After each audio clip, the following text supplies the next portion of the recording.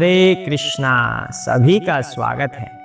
आज की श्रीमद् भागवत कथा में भीष्म देव को स्मरण आ रहा है युधिष्ठिर महाराज के राजसूय यज्ञ का, क्योंकि उस राजसूय यज्ञ में भगवान श्री कृष्ण को ही परम पुरुष परम भगवान माना गया था और उनकी पूजा की गई थी। कल भीष्म देव ने हमें गोपियों का रहस्य बताया था कि गोपियां किस तरह से भगवान पर मोहित होती हैं। आज आगे की कथा जानने से पहले गुरु महाराज की एक छोटी सी वंदना कर लेते हैं, भगवान श्री कृष्ण की एक छोटी सी वंदना कर लेते हैं ताकि इनका आशीर्वाद हमारे साथ बना रहे। हरे कृष्णा। ओम ज्ञानतिमिरान्धस्य ज्ञानाञ्जनशलाकया चक्षुरुन्मीलितं येन तस्मै श्री गुरुवे नमः। जय श्री कृष्ण चैतन्य प्रभु नित्यानंद श्री अद्वैत गदाधर शिवसादि गौर भक्तवृंदा। हरे कृष्णा कृष्ण कृष्ण हरे हरे, हरे राम राम राम हरे हरे। हरे कृष्णा। आइए भगवान श्री कृष्ण की एक छोटी सी स्तुति कर लेते हैं। हरे कृष्णा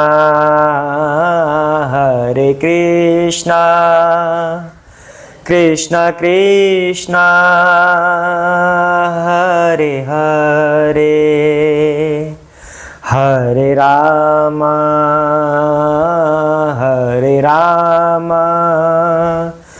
राम राम हरे हरे। हरे कृष्णा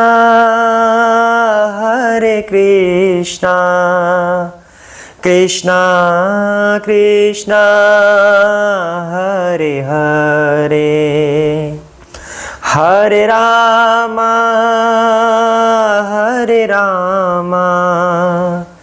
राम राम हरे हरे। हरे कृष्णा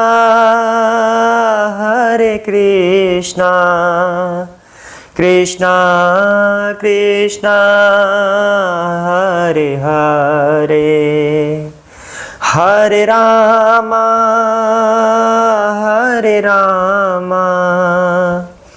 राम राम हरे हरे। हरे कृष्णा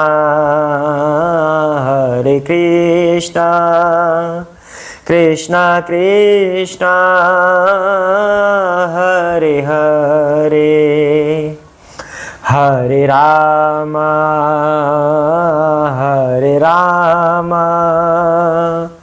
राम राम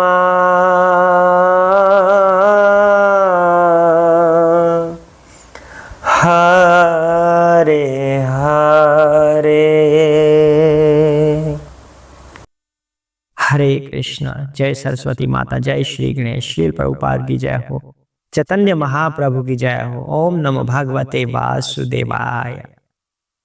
हरे कृष्ण। तो कल की श्रीमद् भागवत कथा में क्या क्या हुआ है। भीष्म पितामह को भगवान कृष्ण की वो लीला का स्मरण हो रहा है जिसमें भगवान की चाल पर गोपियां मोहित हो जाती हैं। फिर बताया गया कि किस तरह से अर्जुन का भगवान के प्रति प्रेम और भक्ति तथा गोपियों का भगवान के प्रति प्रेम और भक्ति किस तरह से वो दोनों अलग अलग हैं। अर्जुन को भगवान वो स्तर प्रदान नहीं करते जो स्तर गोपियों को प्रदान किया जाता है। गोपियों के स्तर पर भगवान में और भक्त में कोई अंतर नहीं रह जाता, वो एक ही हो जाते हैं। जबकि साथ में यह भी बोला गया था मोक्ष का एक रूप होता है सायुज्य मुक्ति। 5 तरह के मोक्ष बताए गए हैं, उनमें से सायुज्य मुक्ति ऐसी होती है जैसे निराकार की भक्ति होती है कि जीव या आत्मा निराकार भगवान में मिल जाती है, यानी कि भगवान का जो प्रकाश वाला रूप है उसमें मिल जाती है, लीन हो जाती है, उसे बोलते हैं सायुज्य मुक्ति। तो यहां पर स्पष्ट किया जा रहा है जो गोपियों का भगवान से प्रेम है, जो उनका मिलन होता है, वह सायुज्य मुक्ति की तरह नहीं होता। हालांकि भगवान और भक्त में कोई भेद नहीं होता। वो एक ही हो जाते हैं। पर यह समझना थोड़ा सा मुश्किल होता है सांसारी लोगों के लिए, अभक्तों के लिए समझना थोड़ा मुश्किल होता है कि ये एक है भी और निराकार की तरह विलीन भी नहीं है, शिकंजवी भी नहीं बनी। तो ये थोड़ा सा समझना मुश्किल हो जाता है, लेकिन कोई भेद नहीं रहता भक्त और भगवान में, क्योंकि भगवान अपने भक्तों से प्रेम ही इतना करते हैं, उन्हें अपने जैसा बना देते हैं। तो आज भीष्म पितामह अगली बात स्मरण कर रहे हैं, वो क्या है? युधिष्ठिर महाराज के राजसूय यज्ञ के बारे में। तो आइए वह कथा आरंभ करते हैं। हरे कृष्णा।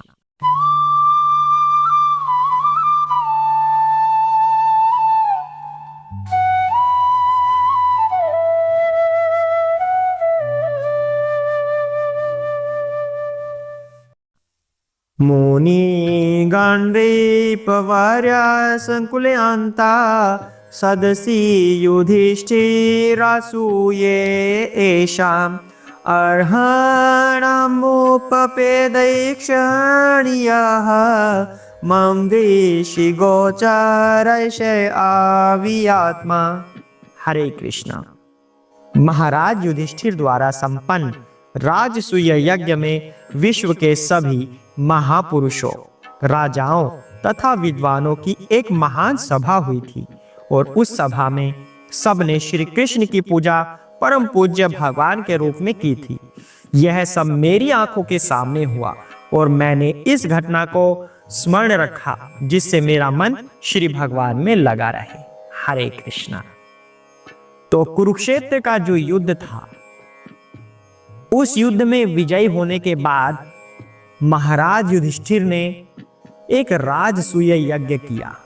अब राजसूय यज्ञ का क्या मतलब होता था?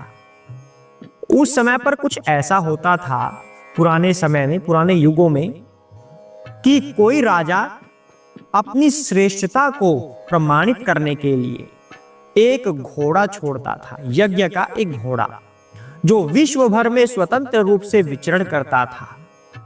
उस घोड़े का मतलब ये था, जिस राज्य में वो घोड़ा जाएगा, वहां का जो भी राजा होगा, जो भी शासक होगा, वह उस घोड़े के स्वामी की सत्ता स्वीकार कर ले, वो उसके अंडर आ जाए, वो राजा उस शासक को सर्वोत्तम मान ले। तो ये मतलब होता था उस घोड़े का। और जो राजा ये मानने के लिए तैयार ना होता, तो उसे उस घोड़े के स्वामी से युद्ध करना पड़ता, और यदि वह युद्ध में हार गया तो फिर उसको प्राणों की बलि देनी पड़ती थी, अपने प्राणों की बलि, ताकि उसकी जगह पर अब कोई और राजा शासक बनेगा। फिर उस शासक को देखना था कि क्या वो इस घोड़े के स्वामी को अपना शासक मानता है या नहीं।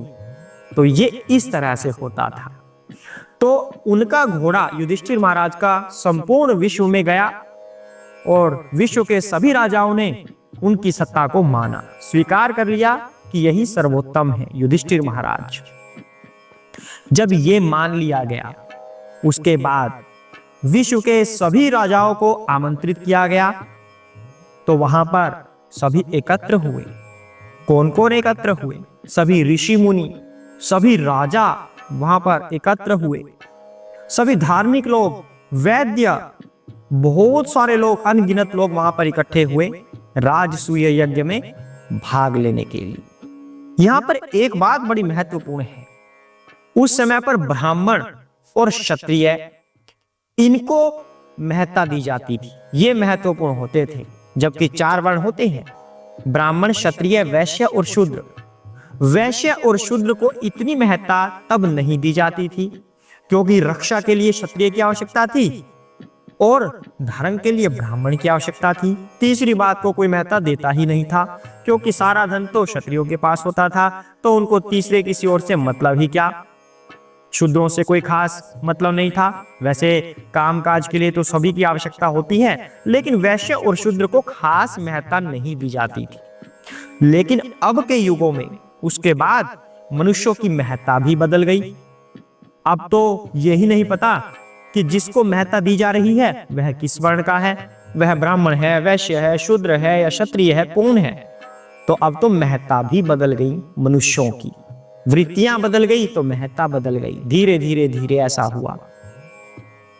तो पहले के जमानों में पुरुषों को महत्ता दी जाती थी, अब के जमाने में स्त्रियों को महत्ता दी जाने लगी है, और धीरे धीरे धीरे बिल्कुल बदल जाएगा। अब हमारे एक अध्यापक कहते थे कि आने वाले समय में पुरुष घर पर बैठेगा और स्त्रियां नौकरी करेंगी, बाहर कामकाज करेंगी। पुरुष घर पर बच्चे संभालेगा और स्त्रियां कामकाज करेंगी। वो घर पर आकर ऑर्डर देंगी, खाना बनाओ मेरे लिए। ये खैर मजाक की बात है, हमारे एक अध्यापक कहते थे।